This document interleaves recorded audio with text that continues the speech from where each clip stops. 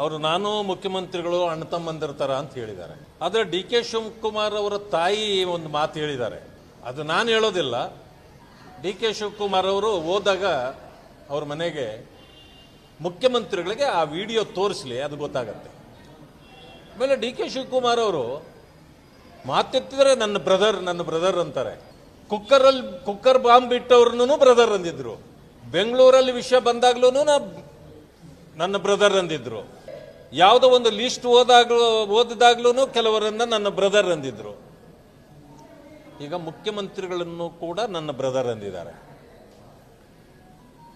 ಇದರಿಂದ ಭವಿಷ್ಯ ಎಲ್ಲರೂ ಕನ್ಫ್ಯೂಸ್ ಆಗಿಬಿಡ್ತಾರೆ. ಕರೆಕ್ಟಾಗಿ ಯಾರು ನನ್ನ ಬ್ರದರ್ ಅನ್ನೋದನ್ನು ಅವರು ಜನರಿಗೆ ಮನವರಿಕೆ ಮಾಡಿಕೊಡ್ಬೇಕು.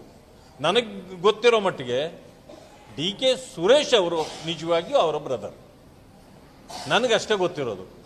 ಬಟ್ ಈ ಬ್ರೇಕ್ಫಾಸ್ಟ್ ಅನ್ನೋದು ಇದೆಯಲ್ಲ,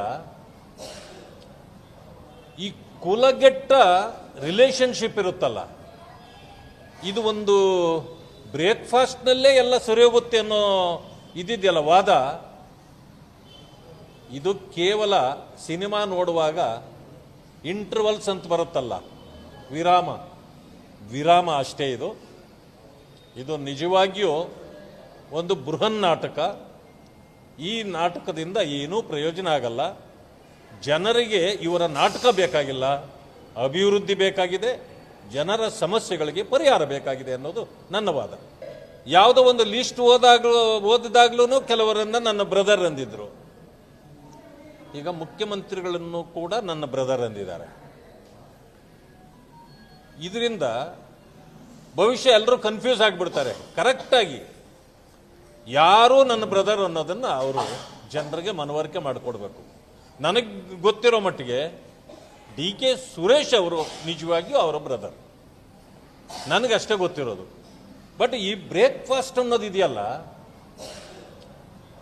ಈ ಕುಲಗೆಟ್ಟ ರಿಲೇಶನ್ಶಿಪ್ ಇರುತ್ತಲ್ಲ, ಇದು ಒಂದು ಬ್ರೇಕ್ಫಾಸ್ಟ್ನಲ್ಲೇ ಎಲ್ಲ ಸರಿ ಹೋಗುತ್ತೆ ಅನ್ನೋ ಇದಿದೆಯಲ್ಲ ವಾದ,